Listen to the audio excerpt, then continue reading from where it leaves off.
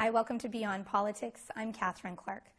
Madam Justice Rosalie Abella was born in a displaced persons camp in Germany. She moved to Canada at the age of 4 with her parents when they sought a better life, and she knew from a very young age that she wanted to be a lawyer. She achieved that and more. She is a justice of the Supreme Court of Canada, and she joins me now to talk about her remarkable career, the inspiration that her parents have given her, and life on Canada's top court.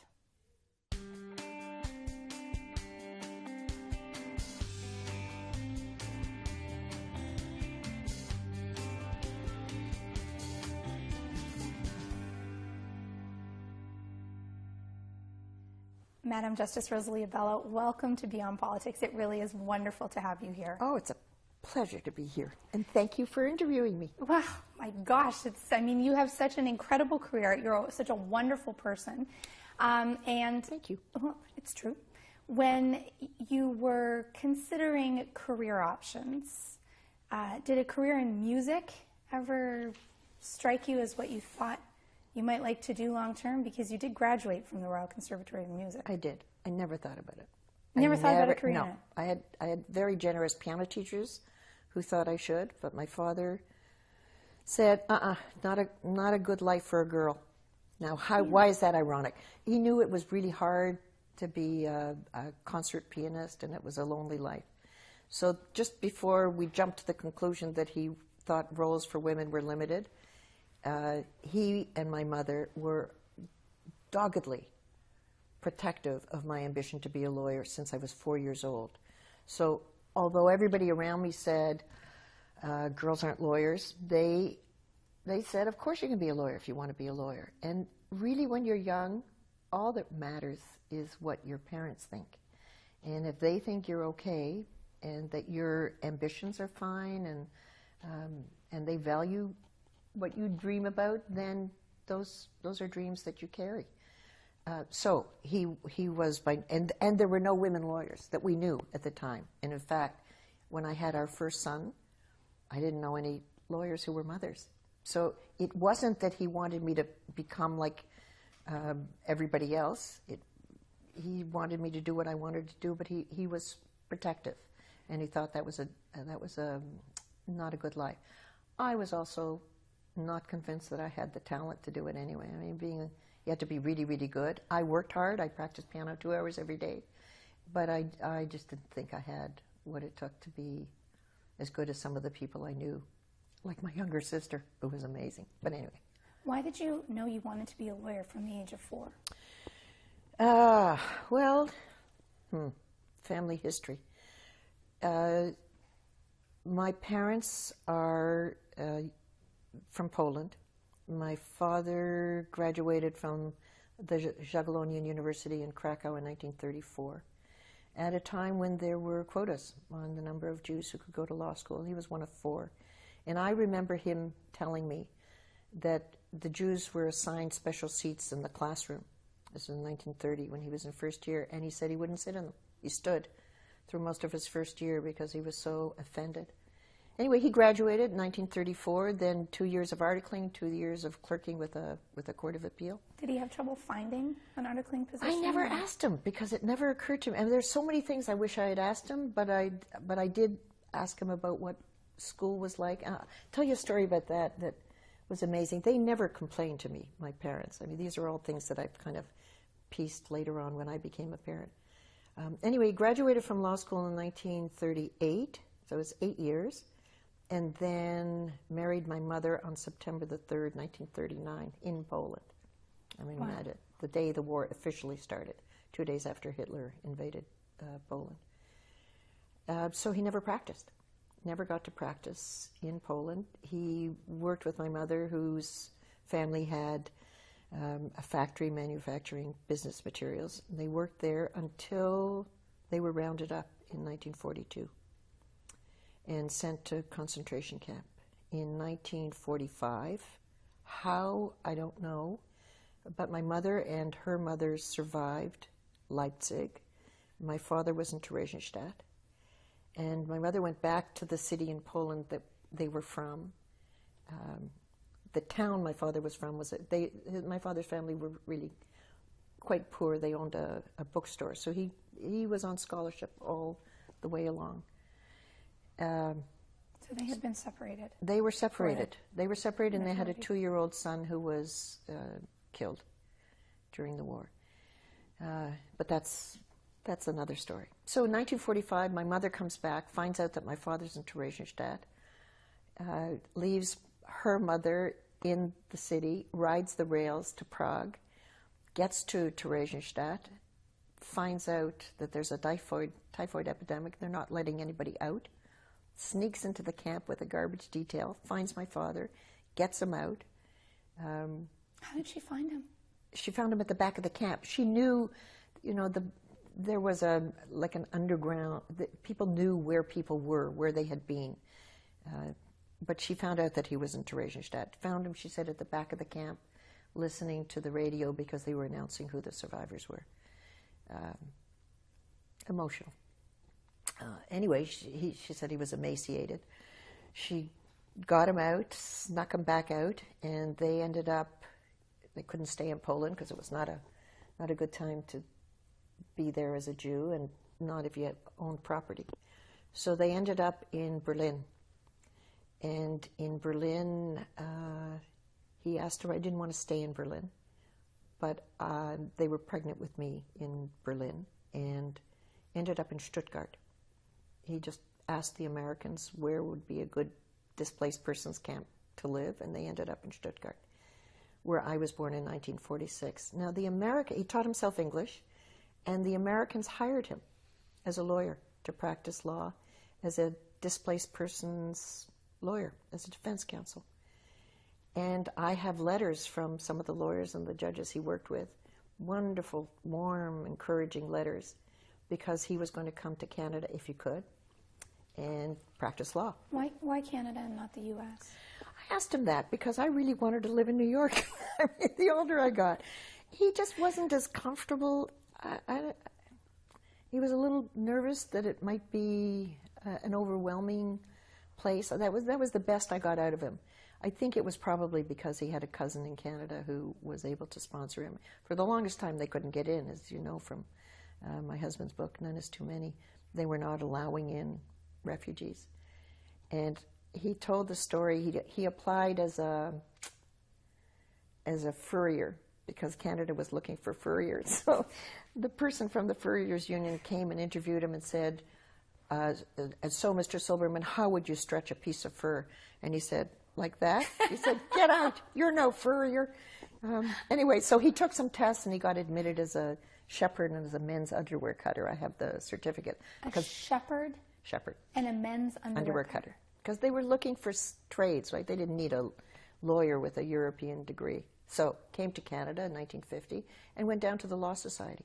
I was 4 when we came to Canada. We went through Pier 21 and then took a train to Toronto.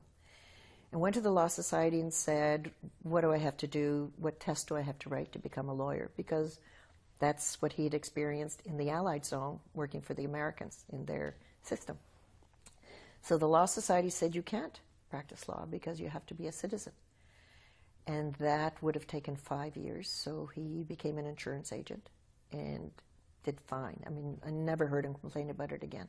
But it's one of my earliest memories of hearing my father come back and find out that he couldn't practice law. And that was the moment, without having the slightest idea what it meant, that I wanted to be a lawyer. So I just went around saying, you know how you go to events, bar mitzvahs, weddings, what do you want to do when you grow up? I want to be a lawyer. Oh, sure you do. Oh, she's so cute. No, really, what do you want to be? I said, I want to be a lawyer, without knowing. Were you just upset for your father? Yeah, I was really upset. It just felt so unfair that he couldn't be what he was. And the closer I got in age to how old he was when we came to Canada, 40, and, you know, not to be able to be what you were trained to be. But he never, ever complained. I mean, that was, I'll tell you about that in a second.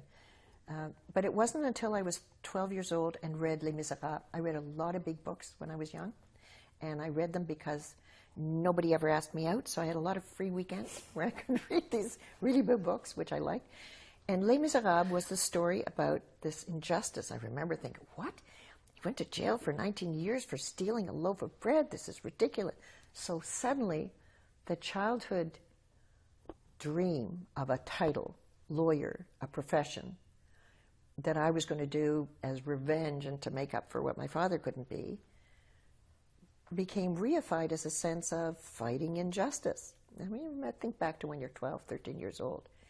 And suddenly I thought, right, I've picked the right career. And then I just stayed on it. And the more I learned about being a lawyer, the more I thought, that's really what I want to do. So it started as a childhood tool to be able to live the life that he couldn't live, and it ended up being something that I thought I really genuinely wanted to be able to do, even though I didn't know any lawyers who were women. And when I went to law school, there were 5 of us out of 150 in 1967, and I never wavered. And they never told me I couldn't, and everybody else said, you can't. Women don't. So... Did that ever impact you? Not for a second. I didn't care. You didn't? I did not care what anybody thought except my parents. And I also, more as I got older and more when I had my own children, I knew how lucky I was. I mean, they would talk about the Holocaust in Europe and what their life had been like. Your parents would? My parents, because I asked a lot of questions. Does that surprise you? A lot of questions. How come? What about? How did you wash your hair? I mean, girl stuff. And how did you feel when you found out that your son died? They never didn't answer my questions, and they never cried. So it was just part of the family story, part of the narrative, who they were, what they experienced. But what they communicated was a sense of joy at being able to be here, how lucky they were, how great it was that they could be safe and they could be free and start all over again, because it was about us. It was about my sister and me. Well, I wanted to ask that. I wanted to ask what allowed them to continue to be productive citizens and good people and seemingly very optimistic people. Because, I mean, what they went through, not just in terms of being separated themselves and seeing the horrors that they saw, but to lose a child that way, I mean, that really is the ultimate injustice. Yeah. It's something from which most parents would never recover. And he lost his whole family, and they lost, I mean, I didn't even know that my mother had been wealthy. How did I find out? One Passover, I was in the basement with my grandmother. I was about 11 years old, and I said, because we were very open in our family. There was nothing one ought, one should. Here's what you say. You spoke what you thought. And I said to her, Oma, the German, because now let me tell you about that in a second too. I've got all these deferrals. Are we going to be here till 5 o'clock? I said, how come you and Mommy can't cook? Because they were terrible cooks, my mother and my grandmother. And she said, because we had people who did that for us. I said, really? I came upstairs and I said, you were rich?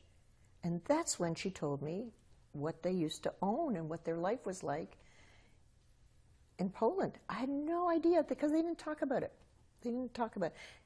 So the German stuff is really interesting. But I really want to know why you think they were able to be that way. Well, so I'm going to tell you another story which I can't understand either. My mother tongue was German. I was born in Germany, in Stuttgart, after, first of all, that they had children. Right. I was born July 1st, 1946. Fast. Yeah. I mean, they're bringing a child into the world that took away. And then my sister 2 years later. And German was the language they made me speak. Why? So that I would belong, I think. So that I didn't even ask them about it. It was just, growing up is an existential experience. It is what it is. So German was the language they spoke to me because they wanted me to be able to feel comfortable in the world around me. We came to Canada. They stopped speaking German. They started speaking English. And English became my language. So they were people who were determined to make their life work for themselves and their children. I never felt any bitterness. Anger sometimes, but no bitterness. And we had a lot of German things in the house. My parents liked Meissen, China, and crystal, a lot of German things. And once some friends from high school came over and said, my parents, who had been in Canada during the war, would never have any German products in the house. And I never thought about it. And so I asked my father, how come we have German things? He said, I don't hate the Germans, I hate war. So looking back as a parent on their ability to create the happiest home of anybody I knew, anybody. And we grew up mostly in non-Jewish neighborhoods. It was this sense of the indomitable spirit to just not think about what was, think about what could be. They were liberating for me as well. They weren't hovering, they weren't smothering, they weren't fearful, and they taught me to be very brave and to be very strong. So I really was never afraid of anybody or anything, and I think subconsciously it's because I thought, you can't do any worse to me than people have already done. And my father's message to me was, don't worry whether people like you, just respect is more important than like. Like is fine, but it's not what it's about. And my mother taught me to be strong and cope and not to whine. Just kind of, not by saying anything, both of them. My father talked about the importance of keeping your dignity, but my mother I just followed as an example. She didn't talk about it, she just did it. And my grandmother was exactly the same way. So how they got to be who they were, how fortuitous it was that I happened to have two people who came through that experience without demons, without dwelling on it, pushing me to explore life, to do things, to not to feel like I had to conform, had to belong, but on my terms. And as a Jew, never saying, now be careful if you're... We weren't a religious home, but we were very decidedly Jewish. It was just who I was. So they never said, just keep your head down, then people will like you. It was the opposite. It was, this is who you are. We want you to be the best at school. We want you to be the best at piano. We did the Kiwanis festivals. We did the conservatory exams, school paper or magazine. I loved it. I loved that they wanted me to do it, and I loved knowing that they thought I could. So, how did they react when you became a judge at the age of 29? You were 29, weren't you? I was 29.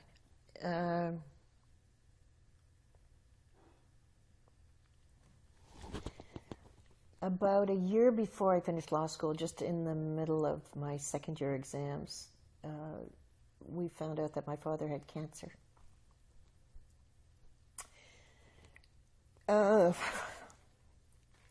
Which was hard because that's why I was at law school. And he died about a month before I finished. And I remember at law school, at U of T Law School, the profs were great. I said, I can't do this. I can't finish. He's not going to be there for my graduation.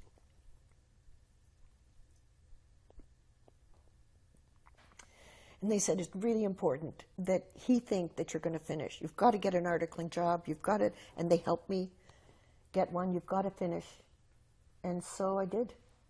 And he died a month before. I moved in, my husband and I moved in with my mother. And I didn't go to my graduation. So what's been really great about my life is that I've had my mother who kind of carried on. But what's been really hard is I didn't know anybody else who'd lost a parent that early. And he was such an important influence in my life. You know, having kids and he never knew them. My entire legal career that he didn't know. When I think about it, it's hard. But on the other hand, she was the wind beneath my wings. She was always there helping with the kids and helping me. She was the second phone call I used to make if there was good news. First my husband, then my mother.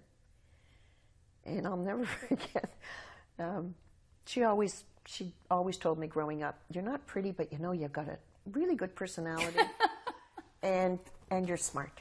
So just concentrate on what you have that's good. And I think it's because she didn't want me to be vain. Also, she may not have been lying. But I remember the first time I called her when I did a lot of television in the early days because there weren't a lot of women lawyers around in the early 70s, and there were a lot of legal issues that that affected women, like family law, discrimination, pay equity, childcare, all of those things. And I was a go-to person in the legal profession. And I remember the first time I was on television, I was pregnant, I think, with my first son, 1973. It was on the family law reform. And so the opposite effect of don't be vain was, how did I look? So I called her. My husband was in the studio, so I didn't have to call him.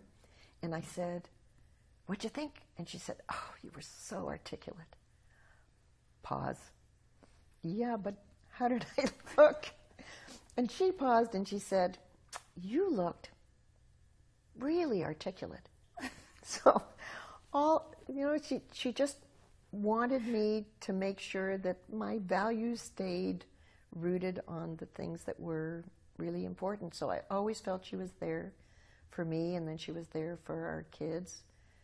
She was there for my husband. She was an incredible force of nature. Your father was obviously a tremendous influence in your life, but there has been another man, your husband, Irving Abella, who has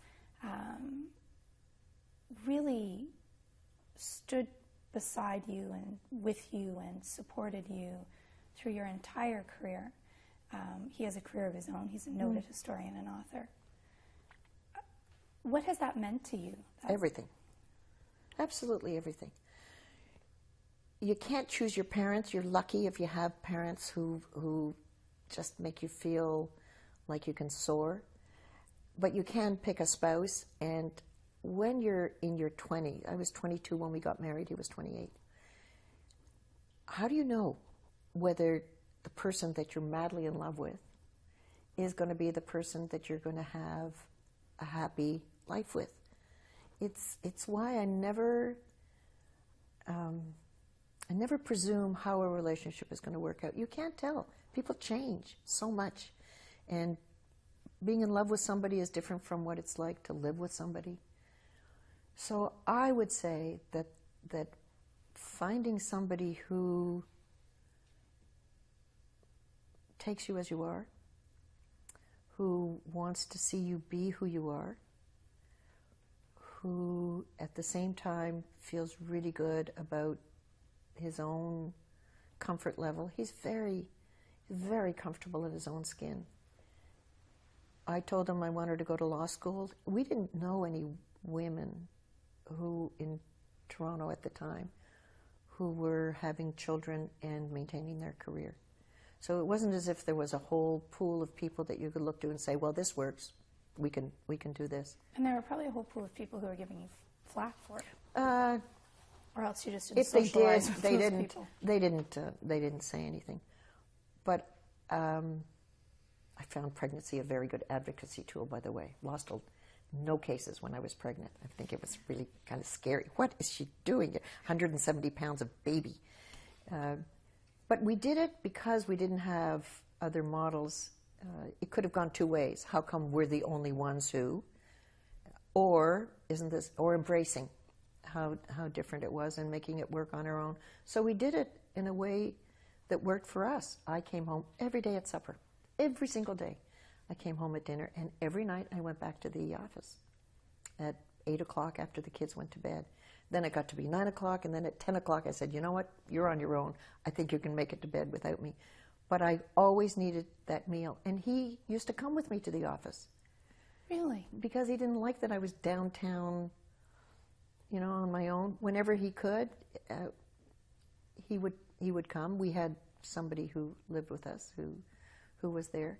So he would bring his work? He would bring his work. And you would work? When I was a lawyer and I was doing title searches in these little towns around Toronto, he would bring his work. He would drive me there. He would bring his work. I